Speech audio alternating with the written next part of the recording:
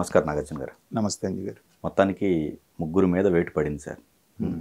కాకపోతే ఇప్పుడు ఏమనిపిస్తుందంటే మరి ఇది చేపించిన వ్యక్తిది కదా మేజరు, వాళ్ళది కదా మేజర్. పనిష్మెంట్ వీళ్ళకి ఇవ్వడం జరిగింది. సో ఇంకా ఎవరైతే ఉన్నారో లిస్టులో వాళ్ళకి కూడా త్వరలో వాళ్ళపైన కూడా వేటు పడే అవకాశం ఉంది. సో అప్పుడు ఇప్పుడు ఒక చర్చ ఏంటంటే అండి, అధికారం ఉపయోగించుకొని వీళ్ళు ప్రతి సందర్భంలో ఐఏఎస్ ఆఫీసర్లని ఐపీఎస్ ఆఫీసర్లకు సంబంధించి ఇప్పుడు శ్రీలక్ష్మి గారు తీసుకుందామండి మనం. అక్కడ నుంచి 1 year ఆవిడ జైలు శిక్ష అనుభవించారు ఉన్నారు. సో మళ్ళీ ఇప్పుడు వీళ్ళకి కావచ్చు. ఇదంతా కూడా ఒక రకంగా జగన్మోహన్ రెడ్డి గారు లేకపోతే అంతకుముందు రాజశేఖర రెడ్డి గారు వీళ్ళ వల్ల జరిగిన తప్పిదాలు ఇవన్నీ. అంటే ఇక్కడ విఘ్నులైనటువంటి వాళ్ళు మనం గతంలో అనుకున్నట్టుగా చరిత్ర నుంచి పాఠాలు నేర్చుకోవాలి.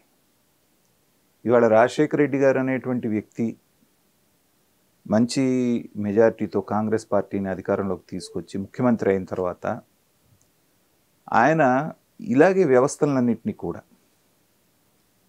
పెద్ద మంచి రెప్యుటేషన్ ఉన్నటువంటి ఇండస్ట్రియలిస్ట్ తర్వాత వ్యాపారస్తుల్ని కూడా ఆయన లోబర్చుకున్నటువంటి పద్ధతి మనం చూసాం.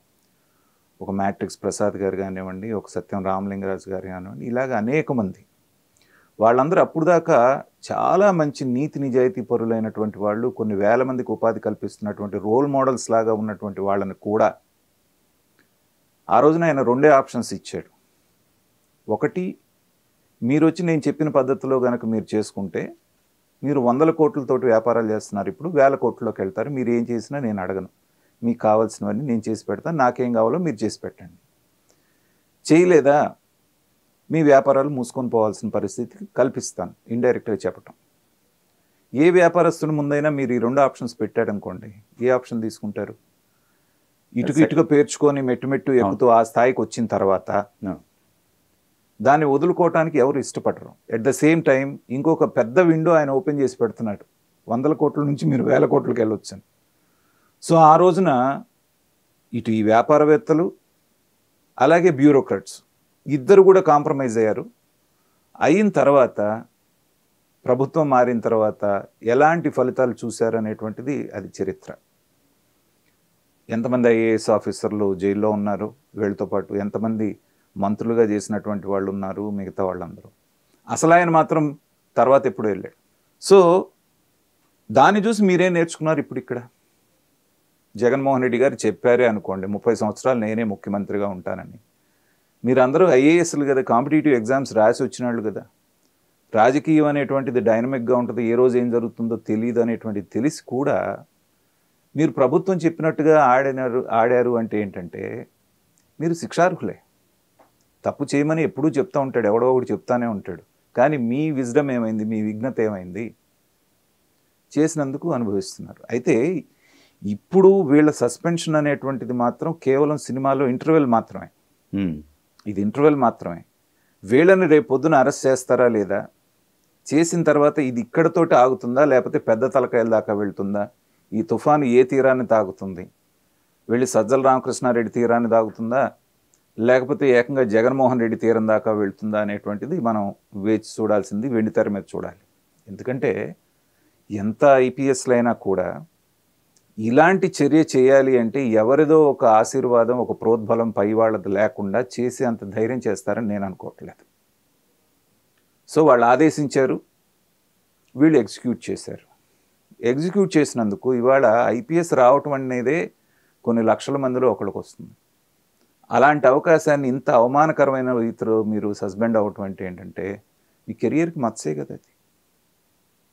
సో వాళ్ళ హ్యాండ్స్ కడుక్కోవటానికి మేము ఇదిగో పలానా వాళ్ళు చెప్పారు కాబట్టి మేము చేసామని రేపు పొద్దున్న చెప్తారా, లేకపోతే ఇంతవరకు ఆపుకొని ఆ శిక్షణ వీళ్ళు అనుభవిస్తారా అనేటువంటిది అక్కడ $1 million ప్రశ్న. ఓకే. ఇప్పుడు దీనంతటికీ కారణమైనటువంటి కుక్కల విద్యాసాగర్ది ఎక్కడ మనకు వినపడట్లేదు. ఇప్పుడు ఈ తతంగానికి మొత్తానికి అతను పెట్టిన కేసే కదా, అతని పేరు ఎక్కడైనా వినపడుతుందా? అతను ఎక్కడన్నా అరెస్ట్ చేసినట్టు కానీ పిలిచి ఇంట్రాగేట్ చేసినట్టు కానీ ఎక్కడా వినపడట్లేదు. ఎందుకని?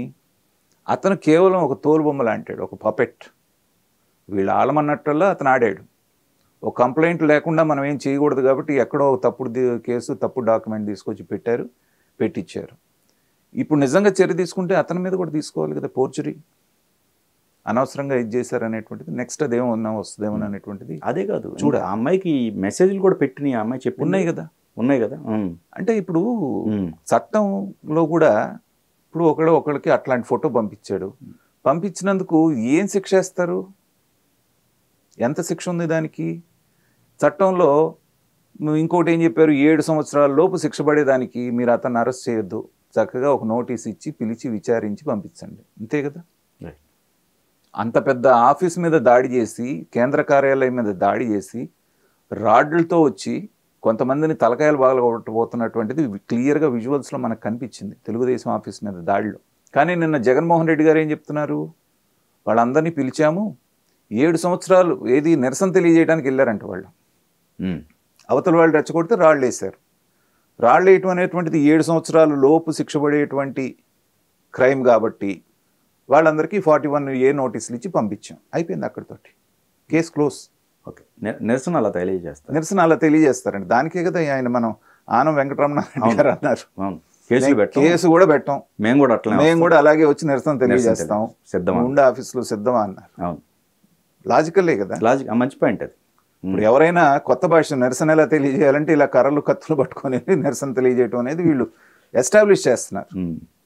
సో అలాంటి సందర్భంలో ఇప్పుడు ఒక న్యూడ్ ఫోటో ఆవిడకి పంపించినందుకు ఏదైనా చట్టం ఉంటే 6 నెలల్లో సంవత్సరం జైలు శిక్ష ఉంటుంది. దాన్ని ఆయనకి అరెస్ట్ ఏం చేస్తారు? అతన్ని బుక్ చేయాలంటే ఫోర్జ్ డాక్యుమెంట్ పెట్టిన దాని మీద, ఫోర్జరీ మీద పెద్ద సెక్షన్ పెట్టి ఏదన్నా చేస్తే నెక్స్ట్ అతను కూడా వస్తాడు. ఎందుకంటే ఐపీఎస్ ఆఫీసర్ల దాకా వెళ్ళి ఇది తాకింది అన్నప్పుడు ఏంటంటే ఖచ్చితంగా అది కూడా వస్తుంది. అయితే ఇక్కడ అందరూ కూడా ఆసక్తిగా ఎదురు చూస్తున్న విషయం ఏంటంటే, సస్పెండ్ మాత్రమే చేస్తారా, క్రిమినల్ కేసులు పెట్టి అరెస్ట్ చేస్తారా? ఇది ఇవాళ రాష్ట్రం అంతా ఎదురు చూస్తున్నాం. ఓకే, డిపార్ట్మెంటల్గా వాళ్ళు సస్పెండ్ చేయటం, తర్వాత ఎంక్వైరీ చేయటం. ఇప్పుడు ఏసీబీలో పట్టుబడ్డ వాళ్ళని కూడా సస్పెండ్ చేస్తున్నారు, తర్వాత 3వ కంటోడికి తెలియకుండా మళ్ళీ వచ్చి జాయిన్ అవుతున్నారు. వాళ్ళు ఒక 6 నెలల సంవత్సరం తీసుకొని వాళ్ళు విచారణ చేసి ఏమీ లేదని చెప్పేసి చేర్చుకుంటున్నారు. కానీ నిజమైనటువంటి న్యాయం అమ్మాయికి జరగాలి అంటే వీళ్ళ మీద క్రిమినల్ కేసులు, ఎఫ్ఐఆర్లు బుక్ చేసి వీళ్ళని అరెస్ట్ చేస్తే కానీ అప్పుడు నిజమైనటువంటి న్యాయం జరిగిందని ప్రజలకు అనిపించదు. ఓకే, దాంట్లో లీగల్ ఆస్పెక్ట్స్ ఏమున్నాయి, తర్వాత ఇది ఎంత గ్రావిటీ కలిగినటువంటి నేరం, ఇవన్నీ కూడా సాధారణ ప్రజలమైన మనకు తెలియకపోవచ్చు. కానీ మనలాంటి వాళ్ళు, లేకపోతే అసలు మామూలు వాళ్ళు కోరుకునేది ఏంటంటే వాళ్ళకి కఠినమైన శిక్ష పడాలి. మనం అనుకున్నంత మాత్రం జరగవు.